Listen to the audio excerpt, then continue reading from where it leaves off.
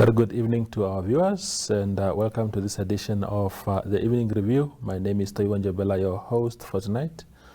Let's have a look at today's front page of Namibian Sun.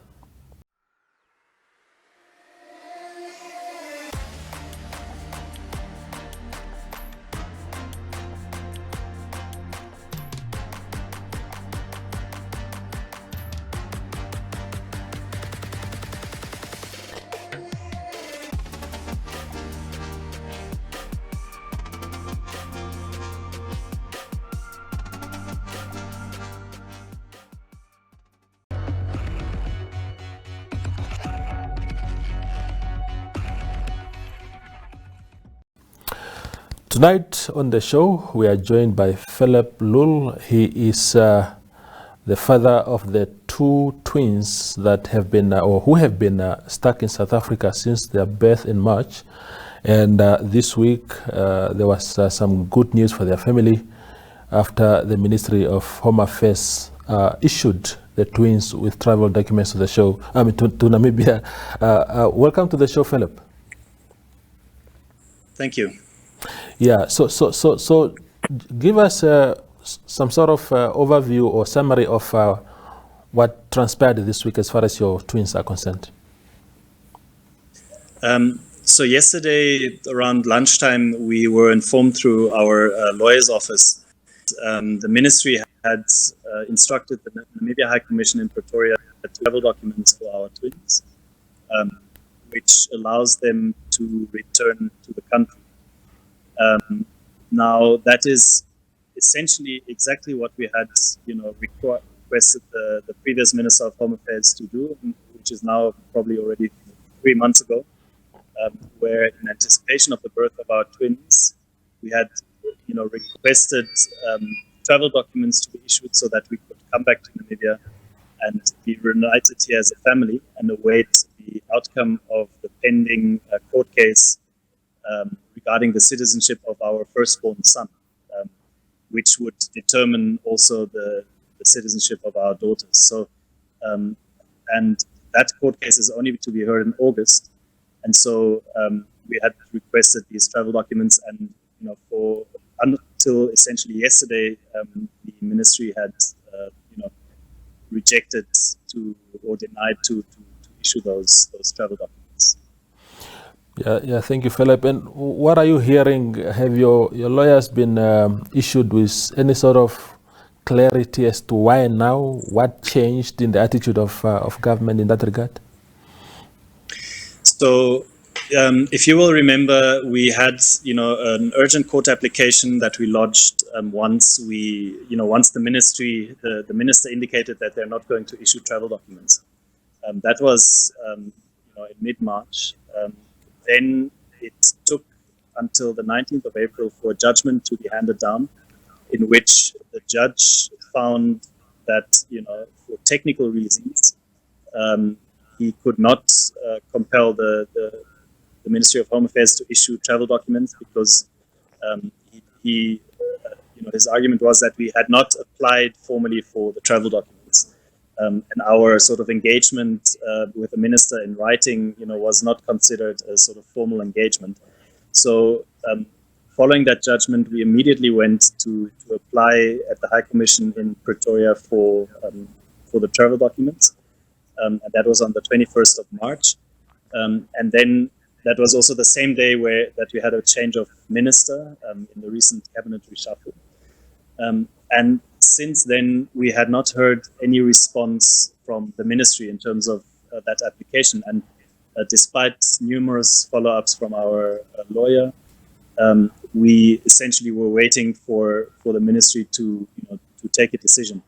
Up to the point that just this last Monday, we then went ahead to issue a fresh court application to compel the ministry to issue the documents, because we had now done everything that the court required us to do, which is issue or submit rather applications and have the minister consider those.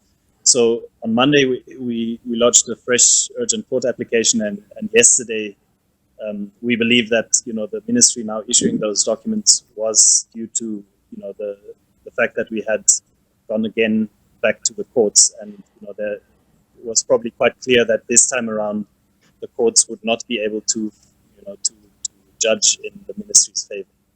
Yeah.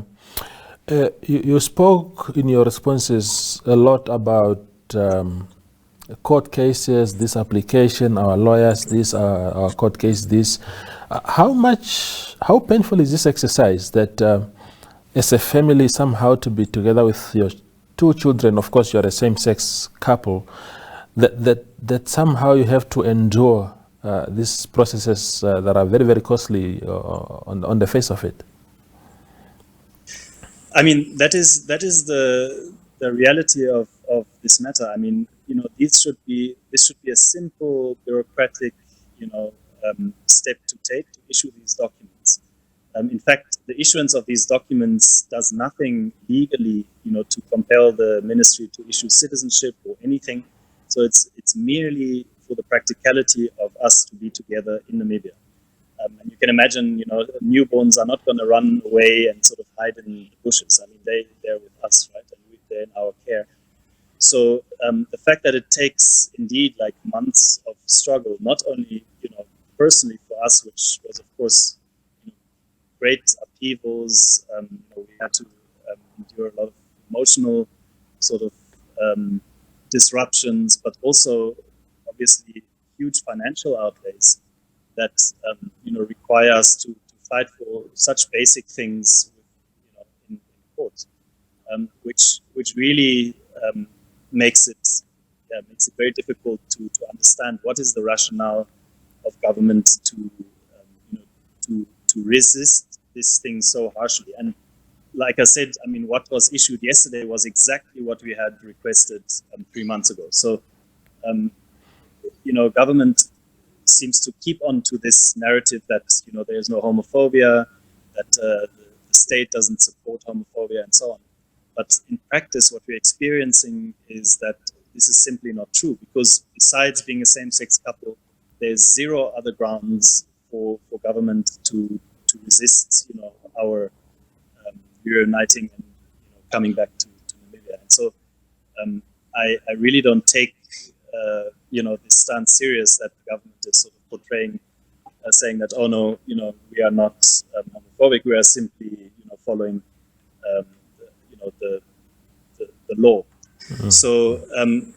So that and you can imagine, I think what is important here is that we are fortunate enough to be in a position to have access to lawyers and to have access to funding resources to pursue this through the courts. But I would certainly argue that the majority of Namibians does not have those resources and those privileges, and so would not be able and in a position to fight for their rights that should be, as you mentioned, basic human rights, that are protected by our constitution.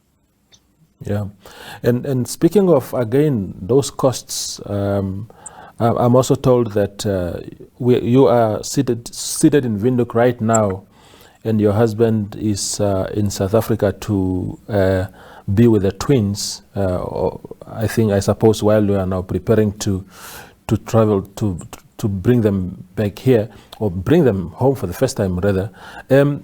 Just that aspect again, as a family having to, one of you stays with your eldest son here in Windhoek, and then the other one has to go there and be with the twins. Again, from a cost point of view, you can remove for a moment the fundamental family value out of it, but just from a cost point of view, that must have been an exercise on its own.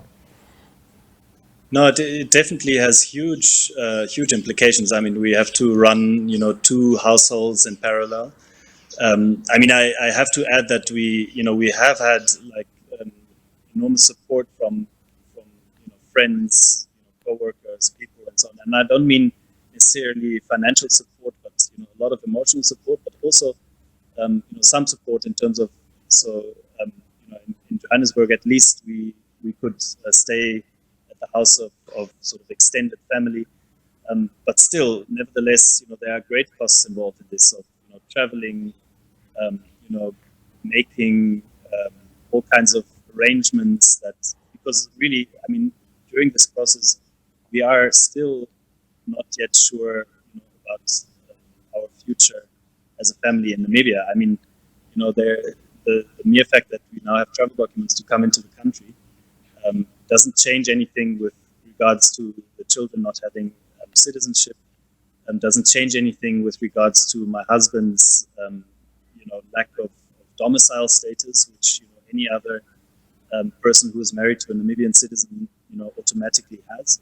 So this is just one piece of a larger puzzle in which we find ourselves as a same-sex family, where we simply are not very clear about what the future holds for us in Namibia. And so the fact that the twins can come home is a sort of a temporary relief, certainly, because we can be together as a family.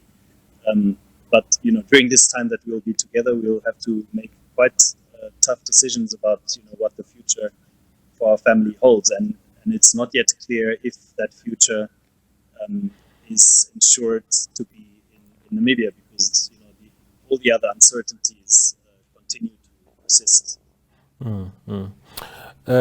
This week, you must have followed, Philip, the developments regarding the efforts by the Law Reform Development Commission to scrap what is called the Sodomy law. Of course, it is not very, it doesn't say much really, that law doesn't say much about same-sex marriages and whatnot, but if it's scrapped, it would mean that there might be some sort of relief for same-sex men in relationships. Is it any sort of relief in your? Does it bring any sort of hope to your case? I mean, the mere fact that the sodomy law is still on our legal books, 31 years after independence, is actually outrageous, because clearly, as a report that was presented on Monday states, and that is obvious for anybody to see, you don't have to be a legal expert to see that it is an unconstitutional law, because it prevents sex between consenting adult men, which has no basis in the Constitution. So really, this law should have been scrapped 30 years ago. And so the fact that now there seems to be some movement in the right direction, on the side of government, is of course, presents hope. But really, I mean, like I said, first of all, it should have happened 30 years ago. Secondly, until the day that Parliament votes to repeal those laws, we're not going to celebrate, because there were, in the past, of course, intentions to remove this, and government decided not to remove it. So I'm, perhaps mildly hopeful, but not really enthusiastic about this as yet, because really, we can't eat reports. Our life has been disrupted because of this, and the reason is that the mere fact that this law specifically is still on the books of our legal books means that it provides license to discriminate. And again, that was also something that was noted in the report. And our case is one of these sort of consequences. So yes, certainly a good sign, but there is really now, government, cabinet, and parliament have to follow up and make sure that these laws are repealed, and not because somebody believes in gay rights or not, because our constitution simply demands that unconstitutional laws have to be repealed. Full stop. So there's no question of opinion, of majority public opinion, or anything. It's a matter of constitutionality, and I think it's important to really present it as such. Yes. The final question to you, Philip, is, we have read in the papers, and you have alluded to it, I think, slightly earlier, to say that if the situation around your children, as far as their status in Namibia is concerned, doesn't change, that you might be forced to go to Mexico, where your husband came from. Just the thought of having to leave your own country, if that were to become the reality, having to leave your country for a foreign country where culture, language, and everything differs. Of course, your husband did the same when he came here for you also. But the mere thought of that happening on the basis of your own country of birth, not recognizing your sexual choices, that must be painful. Look, it is very painful, and I think it was never so clear to me what this word exile really means. I mean, I think there are a lot of people in this country that have lived through exile, that were forced into exile, pre-independence, that had to leave their country because they were not able to have their full humanity recognized, right?